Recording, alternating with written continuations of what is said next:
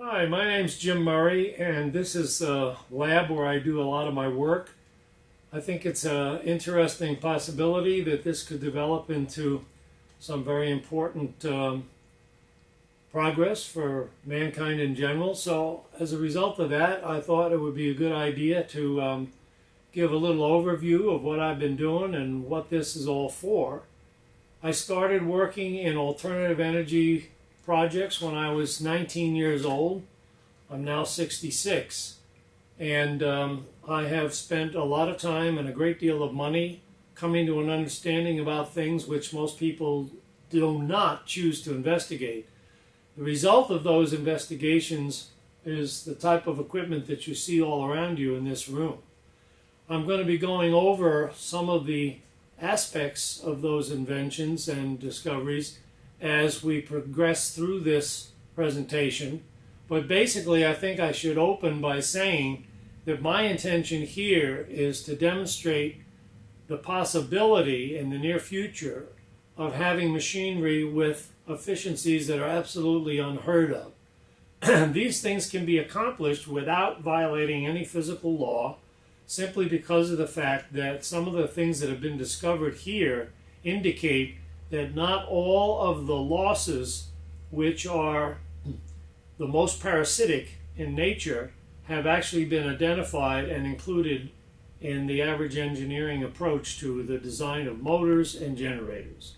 So with that, let me bring you over to the earlier section of the work I've done, and we'll progress from there.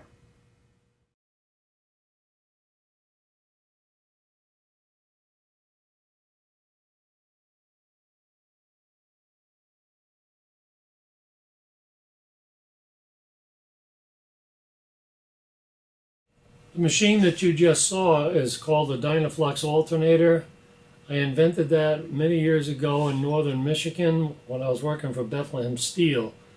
And the story behind its evolution is pretty interesting, but we'll forego that to another time. More importantly, I think I'll concentrate on what the device actually does. In order to give you some insights into that, what I'm going to do is give you a really simple but effective demonstration about why electricity costs so much to produce. This is a samarium cobalt magnet. There's absolutely nothing unusual about it except for the fact that it's extremely powerful. If I drop this, it falls in the gravitational field just like any other object would. That's the whole purpose of showing you it separately, so you can see how fast it falls. This is a brass pipe. Now, when I drop this into the brass pipe, you might expect the same results, but believe me, it'll be very different, because it's going to take a great deal of time for that thing to transit the pipe. Now, the question is, why does that happen? See how long it takes as opposed to when I drop it in the open? The reason for that is that as this magnet moves through the pipe, its motion and its magnetic field create currents inside the material of this pipe. And those currents in turn produce a magnetic field of their own. And that magnetic field bucks the progress of the magnet, so that instead of accelerating at 32 feet per second, it just falls at a constant velocity. Well, the exact same thing happens in an electrical generator, except that the effects are a lot more expensive. Let me just get an armature for you to look at. This is a standard armature removed from the kind of generator that you might have being turned by a gasoline engine or a little diesel engine, something like that, so for auxiliary power in your home, for instance. You'll notice that there are coils embedded in the material here. And as this rotates through a magnetic field, there's a voltage produced in these windings. That's in concert with Lenz's law. But also, what happens is the minute you close the breaker and take current out of this device, forces appear which attempt to cause this to motor or to twist as a motor in a direction opposite to that which you are attempting to turn it. And so the prime mover, your gasoline motor or whatever it is you're running this with, then has to labor to overcome this back torque or this reverse torque in order to continue this thing turning at a sufficient speed to give you the voltage that you need to keep the current flowing. In very simplified terms, that actually is the reason why it takes so much power to turn a generator. Or, to put it in more succinct terms, the power in has to equal the power out. There isn't any advantage that you can seek which will increase the overall efficiency or reduce the amount of fuel that you're consuming. But that's only true of this particular geometry. Now I'll demonstrate a different approach.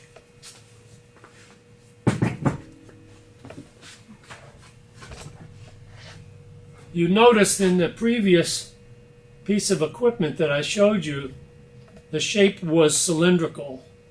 If you focus on this machine, you'll see that we're making use of a very unusual geometry in the rotor. It's actually an ellipse. It's an ellipse in 3D, but the cross-section of that ellipse is still circular or cylindrical, and so it can rotate between two field poles without any difficulty. Now, there's a very specific reason for doing this. When we create a magnetic field with this winding, the flux comes down through here, attempts to cross over to the other side and return to the magnetic coil, and this is the only path that it can take to do that. So when this is rotating, the net result is that the flux in both of these pole pieces is actually oscillating back and forth. And when it oscillates back and forth, it's moving in a direction which is 90 degrees away from the direction that is used in a standard generator to produce a voltage. So it's actually shuffling back and forth horizontally in these pole pieces and creating a voltage in these windings.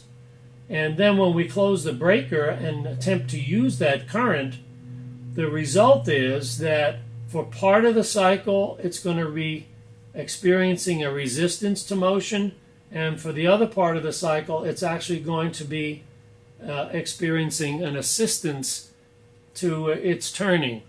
And as a result of that, we wind up with a totally different concept in generation and very different numbers to describe the efficiency of the system.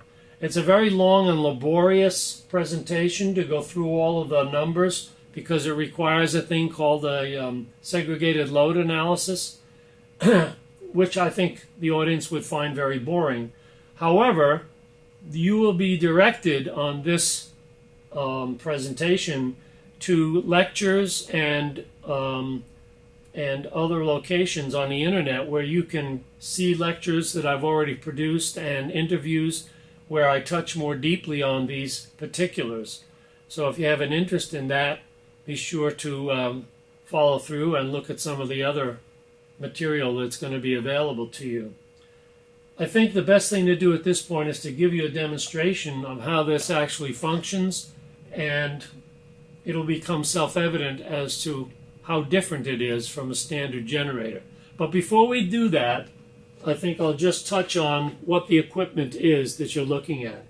This is a DC motor, and it has on the back end of it a tach follower, which allows the motor to be to have a reference, so it can turn at a fixed speed regardless of how the system changes. This is simply a drive belt that comes over here and runs a clutch assembly, and this clutch runs my generator, and the forward clutch runs a standard generator. And the reason for that setup is in case we want to make a comparison between a standard machine and the Dynaflux machine. Then over here we have the control console that runs all of that equipment, And in this upper chamber here is a what we call a DC drive, and that drive is what regulates the behavior of the motor. It's programmed to start the motor off at a slow pace and accelerate it at an even rate, simply because of the fact that to jerk this thing into the on position with none of this equipment being bolted down, you risk damaging something or breaking belts. So with that, I will start this thing up. And as it's accelerating, I'll tell you a little bit about the instruments that are on this panel.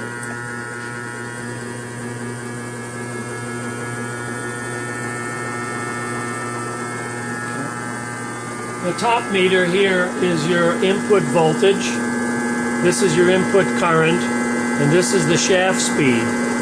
The two center meters monitor the magnetic field.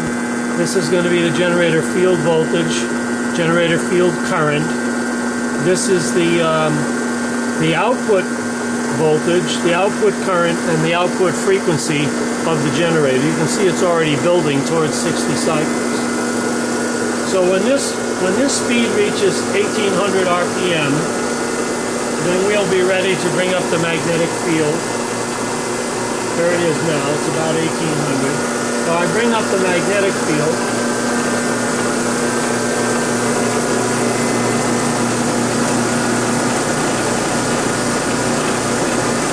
And now we're actually generating the voltage.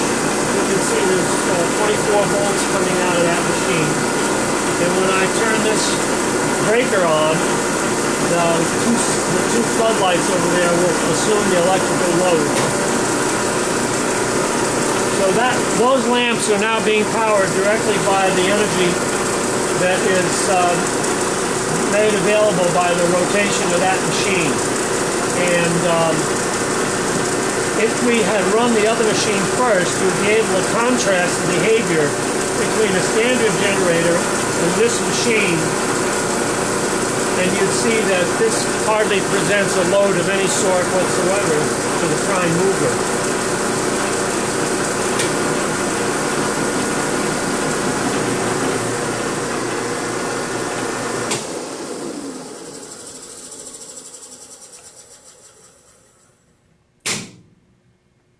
So I don't want to get into too much detail because, for two reasons, these lectures can go on indefinitely. There's really a lot to transmit to other people, considering I've been working at this for more than 45 years. So rather than bore you to death, I think it's more interesting to keep the thing somewhat superficial at this point and move from one machine to another and explain the benefits and the progress that the research has enjoyed. So with that, we'll move to another device.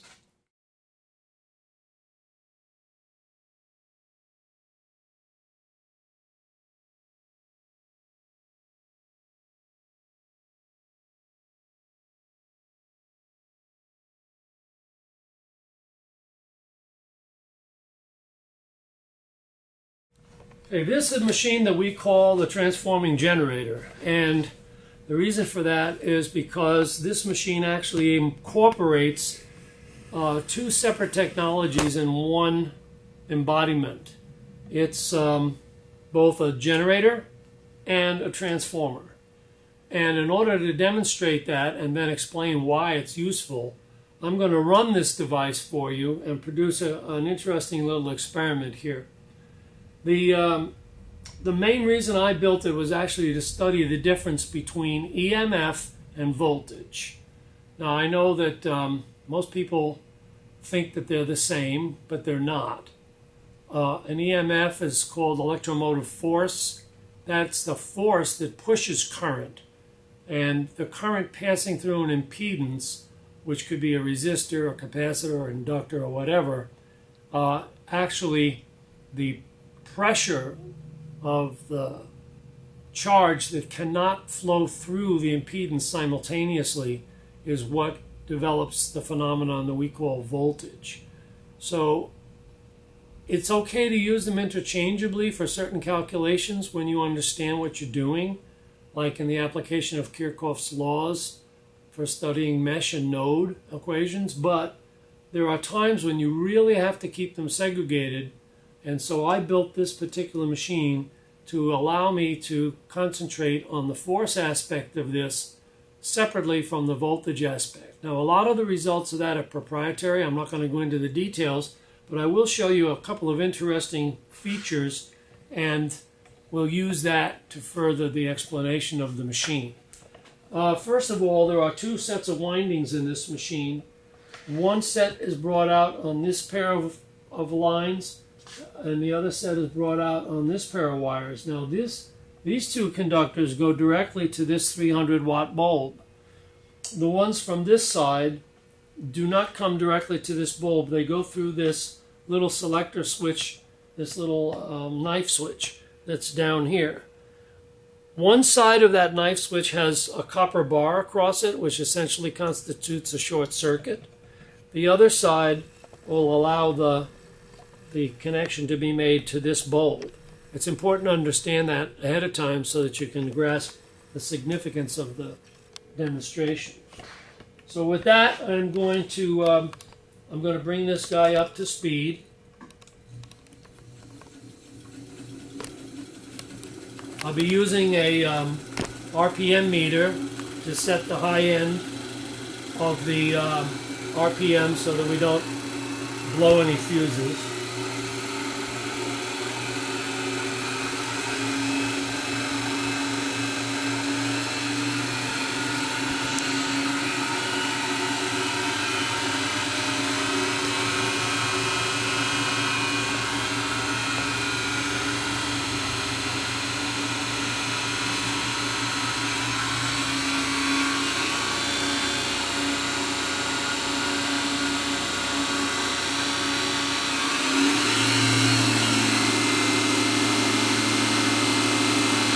Okay, we're at about 2200 RPM, and that's going to be sufficient to demonstrate what I have to show you.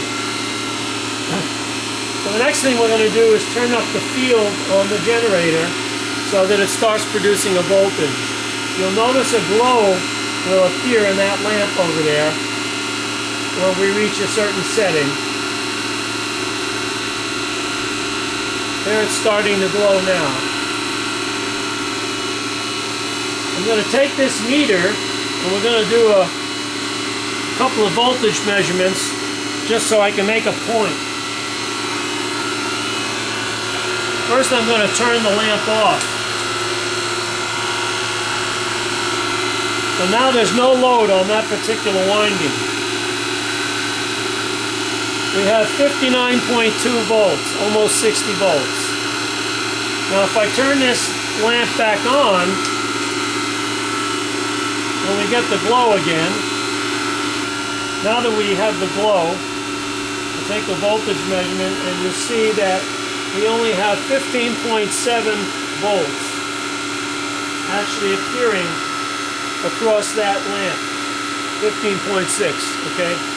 So most people would say, well, we just had 60 volts there, where did the other 45 go? It's actually sitting inside the generator across the windings in a phenomenon known as inductive reactance. It's actually consuming that other amount of voltage so that it cannot reach the lamp. Now, normally in a standard generator, the way they get around that is they have a whole series of windings and they connect them all together. This machine only has 2 windings, and I'm going to be able to put the full production voltage into that lamp just by making a slight change in the circuitry. You notice all the controls are underneath. I'm not going to touch a thing under there. So the setting on the field is going to remain absolutely the same. But I am going to close this little switch, as I mentioned to you before, and we're going to go first to the short circuit, which is a copper bar that's placed across the output of this switch. That's going to cause a current to flow in this winding, which will change the magnetic coupling coefficients between this coil and that coil, and it's going to release the full potential of that coil into the lamp. See that? Now the interesting thing is that this side of the coil to that side appears as a capacitor, and that's the reason it can do that.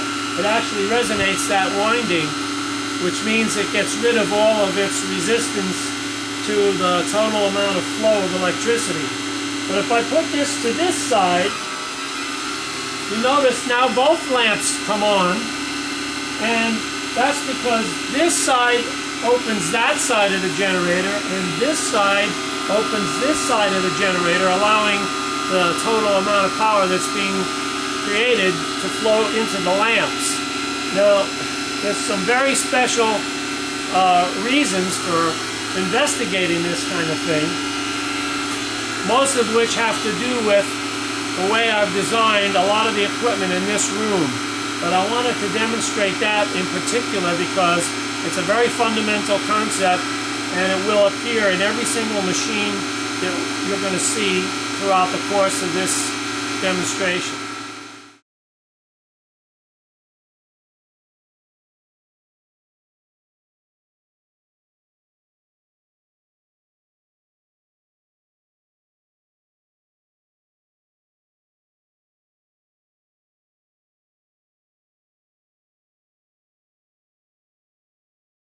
So this little mechanism here is referred to as the SERPS unit, which stands for Switched Energy Resonant Power Supply.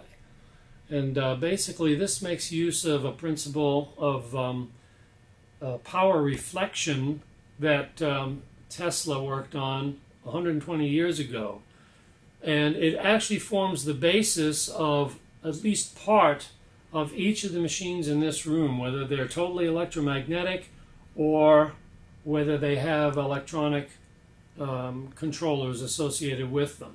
So the basics of this, just bear in mind, will be reappearing in most of the other equipment that we show. Here we have two Yokogawa watt analyzers. The top one here is dedicated to monitoring this resistor, and the bottom one, which is a much fuller, more complex device, is going to be monitoring the power coming out of this transformer. And basically what this equipment does, there are some special switches on here which switch the circuit configuration at certain ideal moments, and that's all done under the guidance of an embedded processor which resides in this little case here. And it's programmed to make those switches in such a way that we encourage two things to happen. On the first portion of the cycle, we're actually going to be taking power from the power source or from the power line, and that's going to come through these switches and it's going to go through this resistor. In the second half of the cycle, the power is literally going to be sent back to where it came from. And it's still going to pass through this resistor a second time. So the resistor will get hot, which is what it's supposed to do. This meter will show you how much wattage is actually being dissipated in the resistor. The total wattage, regardless of whether the current is coming or going, so to speak, in this resistor is going to constitute what we call the absolute power, because it's going to produce a heating effect irregardless of which way the power is moving. But that's not the case with the power coming from the source, because when I draw power from the source, that constitutes positive wattage.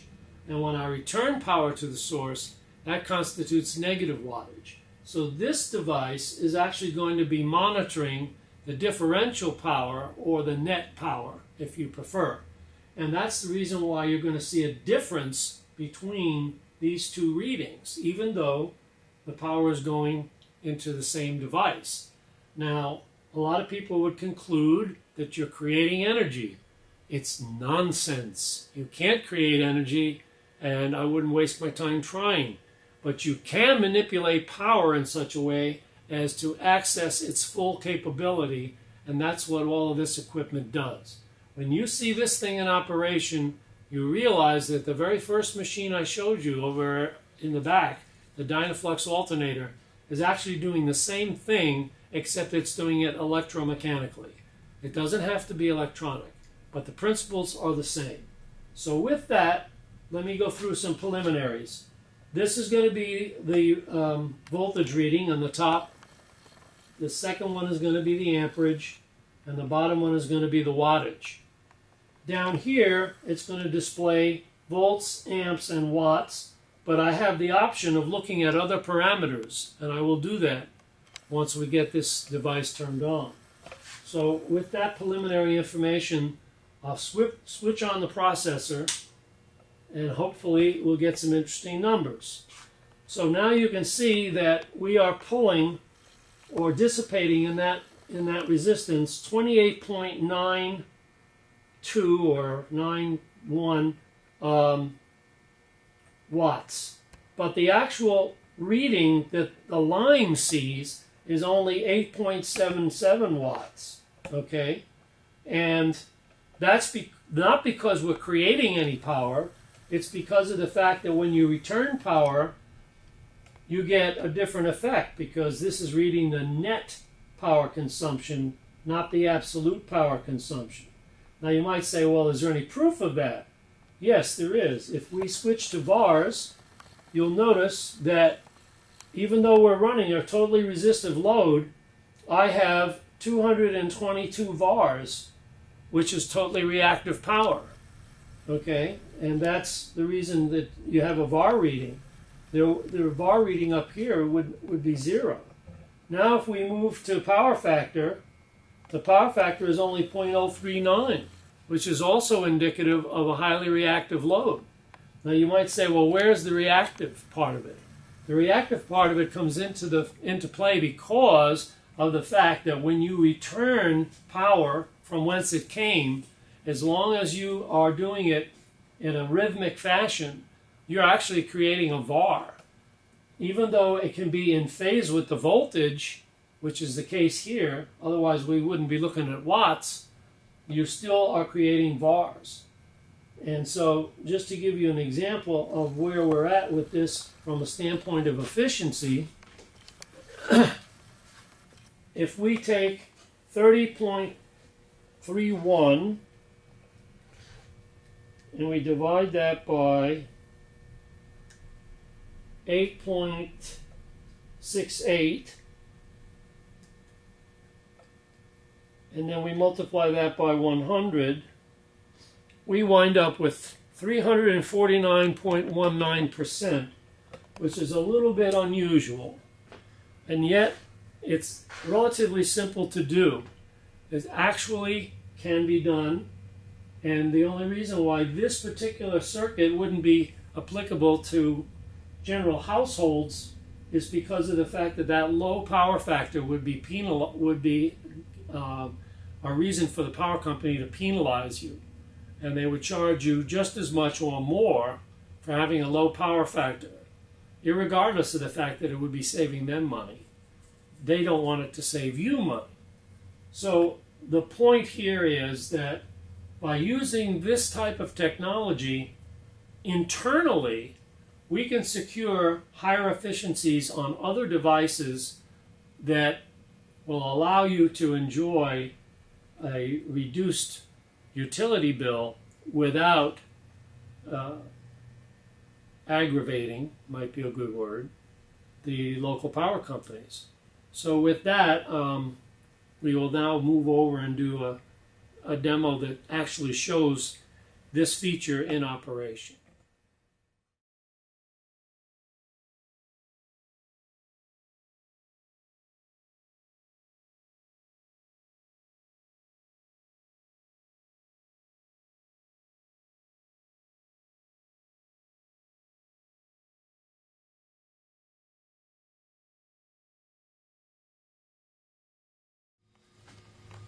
So what you see here are some of the latest developments in the Dynaflux department, which all transcend from the original device that I showed you, the Dynaflux alternator.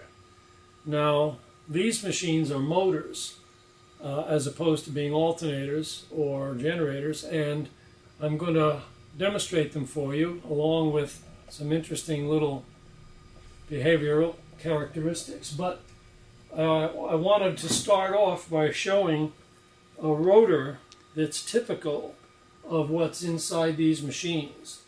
This is an elliptical rotor. As you can see, it's not round. It's an oval or an ellipse. And you might say, well, how can that turn in a machine? Well, very easily. When you have this tilted at 45 degrees with respect to the shaft, it just spins away without any difficulty. The thing that's interesting is it does display that wobbling motion like we saw in the first machine. And so these devices have to be counterweighted in order to suppress the resulting vibration. But other than that, this is what makes them go. Now, this first machine is a DC Dynaflux motor.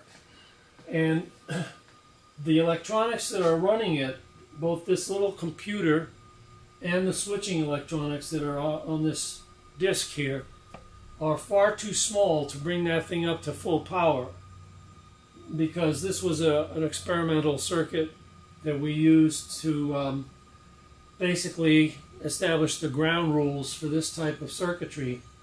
And unfortunately, after we figured out exactly how to build it, we didn't have any money to upgrade it. But we will still demonstrate exactly how it can work and the benefits of using this approach. Now, there's a couple of things that are important to point out. First of all, this is a computer here which is very similar in the way it functions in concert with these switches to the previous demonstration I showed you on the SERPS machine. This is the motor itself, and this device here is the shaft position indicator, which, as you can see, is wired directly to the computer, and it sends signals to the computer telling the computer where the shaft is in space, and as a result of that, the computer can then make use of certain algorithms and decide when the best moment for switching and reversing the power flow. Now, in this case, since we're not attached to the line with the motor, the power that's going to be reversing its direction is the power that's coming from the feed and going into the coils or coming back out of the coils. And this device here is what monitors that and controls that. So there's two modes of operation here. One would be to just run the motor directly, in which case the recaptured power, which is trying to oscillate back toward the source, is going to be directed into this big lamp. And so it has to be used up with this type of a system, or else you're going to have a problem blowing up your power supply, which we certainly don't want. So initially, when this thing revs up, you will see this lamp come on. Now what I'm going to do at a certain point is literally turn that lamp off, and when we do, you will actually be able to see the effect of what happens when that power, instead of going to this lamp, is actually sent back to the source. And that will be monitored on these 3 watt meters. This first watt meter is the actual power going into the motor itself. This is the recovered power, which is going to be coming out of that light bulb. And this is the actual power drawn from this power supply. So I'm going to have the cameraman focus on this during the course of this demonstration so that you can see the effect of making this transition from using the recovered power just to light the light, as opposed to sending it back to the source for reuse. So with that, I'll start up the motor. Now, you can see that there's a small leakage voltage already appearing on this voltmeter here. That's simply because of the fact that this variac doesn't go completely off. But this other voltmeter, which is connected across the recovery channel, is showing 0. So what we're going to do is bring this power up to the point where we've got about 30 or 40 volts. And then I'm going to give the motor a little kick, because this is not a self-starting machine. And as she starts to turn, you can already see it's recapturing power. The power that's lighting that lamp is already been used to turn the motor. So we'll bring this up to about 100 volts on the recovery side. And then we'll take a look at some of the readings on the watt meter here. Okay, so you'll notice that this watt meter is a little above 150 watts. We're reading the bottom scale. The recovered power is about 95 watts, which is winding up in the lamp. And this wattage is 150 watts being applied to the motor. Okay? Now what we're going to do is deliberately switch off the lamp. And when we switch off the lamp, you'll hear a little noise, which is the DC to DC converter actually taking the power that was going into this lamp, converting it to a different DC potential and sending it back to the power supply. Now, since we're going to be using this power over again, you want to watch what happens to this first meter when we shut off the lamp. Let me know when you're ready. So now the power that we're taking from the wall has dropped down to about 85 watts. There's no recovered power because we're not dissipating it in the lamp. And the power that's going to the motor is actually 5 watts higher, so it's 155 watts. Okay, so we're literally feeding power back to where it came from, which is the reason this dropped down to the lower figure. And we're only taking enough power from the wall to cover the losses that are incurred in operating this equipment. So here again, we can look at an anomalous feature of this device. If we take 150 watts, we don't have to have 155 to make the point. 150 watts divided by 85 watts times 100. That's 176.47% efficiency. Now that's system efficiency. It is not conversion efficiency. The motor itself is well within standard 70 to 75% efficiency area because it was never engineered to perfection. But just imagine if this was perfectly engineered and all of this circuitry was brought up to snuff so that this could be run at its maximum design criteria, you would actually see even better numbers than we're showing right now. So this is what you can do with applying energy resonance and Dynaflux characteristics to a DC machine. And I'm going to show you some even more interesting effects when we move to an AC version of this. But first I'm going to turn the lamp back on and return the system to its previous mode of operation. Now you see right away we got the wattage returns to the value that we were looking at before. The input and the output are approximately the same, and the wattage that's dissipated in the lamp is registering as before.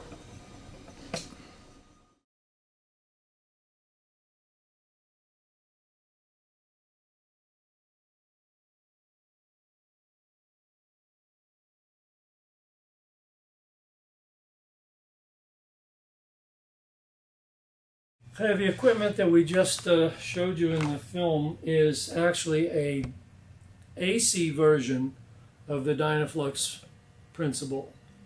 The small machine here is the one I'm going to demonstrate next. And the purpose of this demonstration will be to highlight the fact that it is possible to have rotary motion with a three-phase field and produce very, very small amounts of back EMF. Once I've made the illustration evident with this device, I'll then do the same thing with a much larger motor, but I won't be able to grab the shaft on that motor because I'm very attached to my hands. So I'm going to focus primarily on the small motor for the more rudimentary demonstrations. Now this motor does not have internal balancing, so there will be a limit to how fast I can make it spin and keep it on the table here. But let me bring it up to speed. Right away you can see the amperage building. It's already pulling 5.77 or so amps. Now the interesting thing is it'll pull that same amount of amperage whether it's running at high speed, low speed, or no speed. So I'm going to grab the shaft, and as I slow the motor down, you'll be able to see that because there's no back EMF in this motor, or very, very, very little, that when I slow this down, there'll be a very, very small change in the current, even to the point where I can seize the shaft. So now the shaft is seized, and we've got 6 amps flowing. If I let it accelerate, you can see that it's going to be just a couple of tenths of an amp difference. Now it's turning up to full speed, and we only have 5.6 amps. So basically 0.4 amps is the difference that you notice in the current as a result of the small amount of back EMF that's involved in this motor's operation. Now what I'm going to do is transfer the power from this motor to the large motor, and I'll give another series of demonstrations there. But that motor is going to be demonstrating a feature called compound resonance, where I actually cause a beat to appear between the line frequency and the angular frequency of the rotor. And so in order to do all of that, we have to have a capacitor bank which also changes the power associated with the movement of that shaft. This motor has no capacitors involved, so it's very easy for me to just reach over and stop the shaft. I wouldn't recommend trying it on the large machine.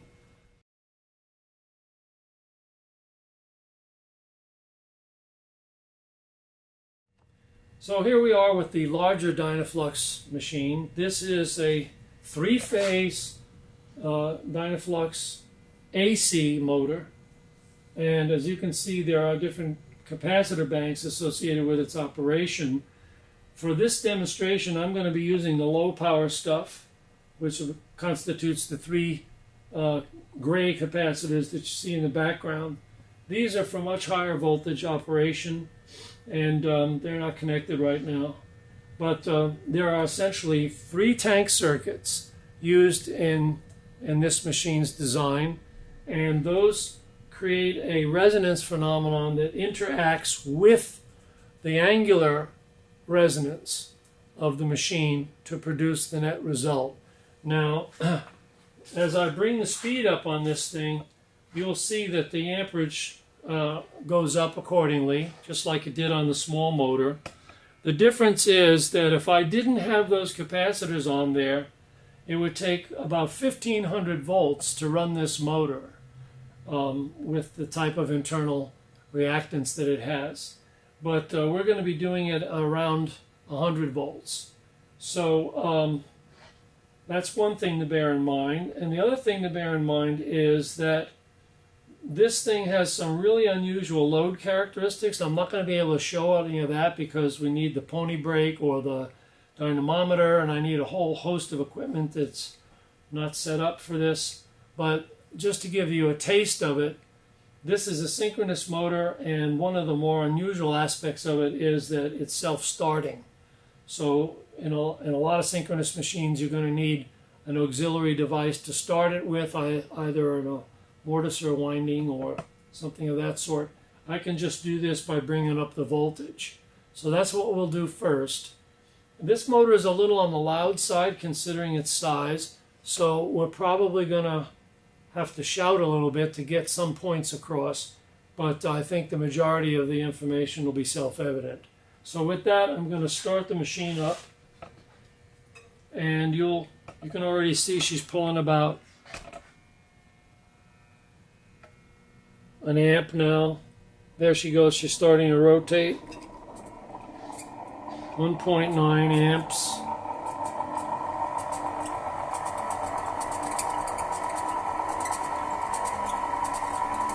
And you notice that as I apply additional voltage, the machine accelerates, which is not typical of a normal synchronous motor.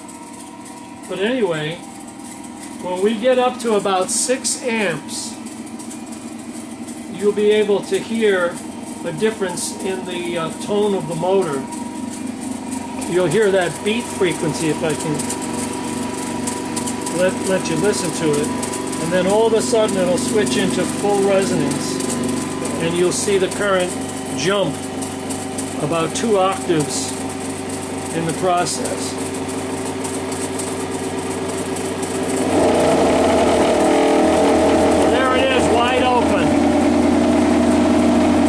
I certainly wouldn't attempt to grab that shaft under those conditions.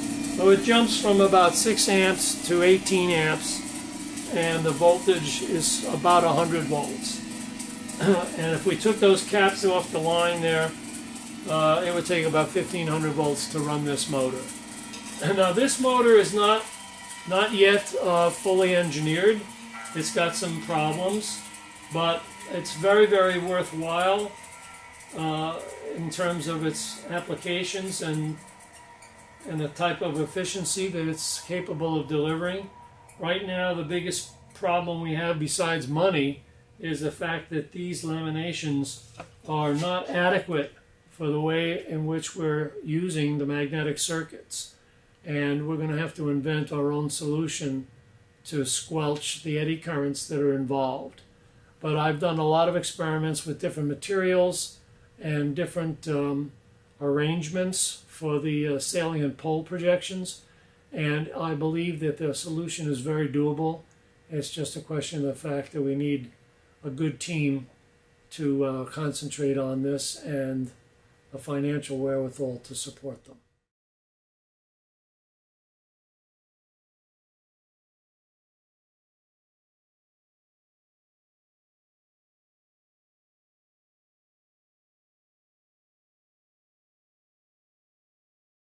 So this last machine is also a DC motor. It's a very different one from the others I've shown you. It's a reluctance motor with a rotating field, and the field is produced by an external switching device, or circuit controller as we call it. This circuit controller is electromechanical. It's actually motor driven. But ultimately, if we can get the funding, I will replace this by a totally electronic device, which then incorporates the recapture features and all of the normal things that you would have a computer do to optimize a motor. And that will allow us to get unheard of efficiencies out of this device.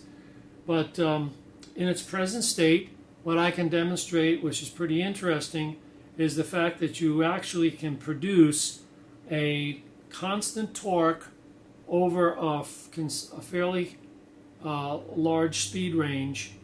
What's going to happen if we go too fast with this thing is that it does get out of sync with the controller, in which case the motor loses its orientation. But anywhere from about 0 RPM up to almost 500 RPM, this thing is very predictable and very linear. Our studies have demonstrated that with the proper electronic controller and the necessary embedded processors, we could probably take this up to 10,000 RPM and still demonstrate the same characteristics. So with that, let me switch on the power and give you a quick demonstration. Now, one of the things you'll notice when I turn on the power is that this rotor will jump to its null position, which is going to be an exact imitation of the position of the controller. And these two things always turn in synchronism under normal conditions. So let me get this turned on. And there she turned. Now, believe it or not, we have full torque right now on this motor. I mean, if we had the equipment hooked up, I could demonstrate that to you with meters, but I just measured it the other day for some folks that were here, and it's 54 inch-pounds of torque. So that's a pretty impressive number. And we're only pulling 2.28 amps on both our power windings. So that's a pretty significant amount of torque considering the investment of current. Now, as I turn up the speed,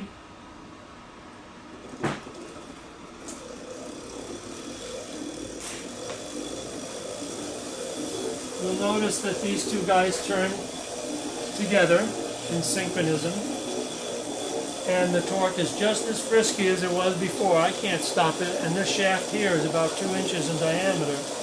Actually, if we applied a pony brake to the larger diameter of the pulley, you probably could seize it, but it would be it'd still be difficult to do. Well, I'm accelerating it manually.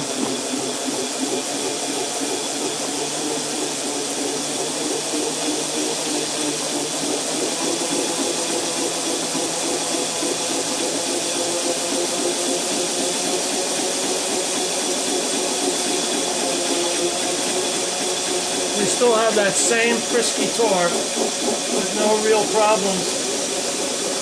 And if I lower the speed, it stays in sync with the transmitter or the controller.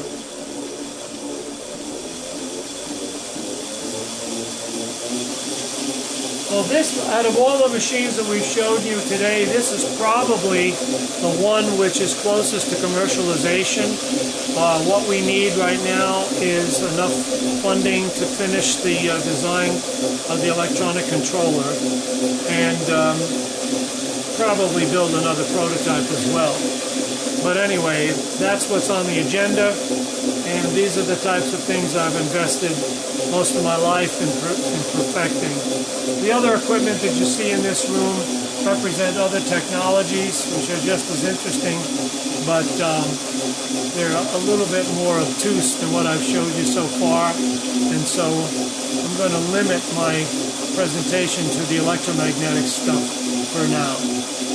I thank you for your time and attention. Don't forget that you can get to the lectures and the interviews that are on the web by going to the links at the bottom of the page. Thank you for your attention.